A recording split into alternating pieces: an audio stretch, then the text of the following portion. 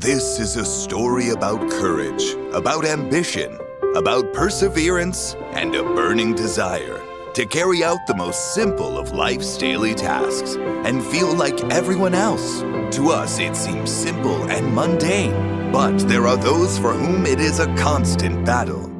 Yehuda was born with a muscular dystrophy disorder called Duchenne.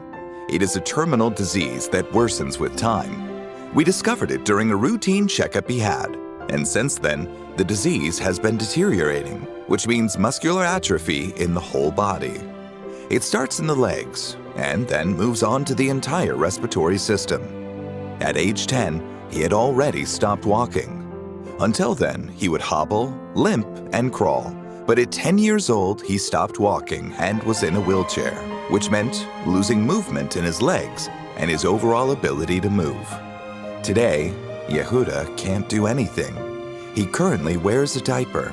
He's hooked up to all sorts of equipment that helps him cough and breathe. At night, he sleeps with a BPAP machine. A few times during the day, he must use a comfort cough machine, which both oxidizes the lungs and allows him to cough because his respiratory muscles are weak. Yehuda has reached the age where he's supposed to go to yeshiva. The refusals from the institutions arrived one after the other, saying, "We just cannot handle and cope with a guy like that." We've encountered great difficulties with this matter. As soon as he arrives anywhere and they see him, everyone is put off. Yeshiva heads are scared off. They don't want someone like him at the yeshiva. One time, a rabbi at the Talmud Torah where he was learning told me, "There's a rabbi in Elad named Rabbi Katanov. Try him." So we went to Rabbi Katanov, spoke with him, and right away he responded very positively. He wanted very much to see the boy. He was very interested. He connected with our story. The disability didn't even bother him. He didn't even see it. This actually gave us some light and hope and a very good feeling, contrary to all the suffering and depression he was feeling until then from the rejection he had suffered. From the "there's no place for you," the "we can't," all kinds of dishonest answers. Because the real reason is because he's disabled, and they didn't want that in their yeshivas.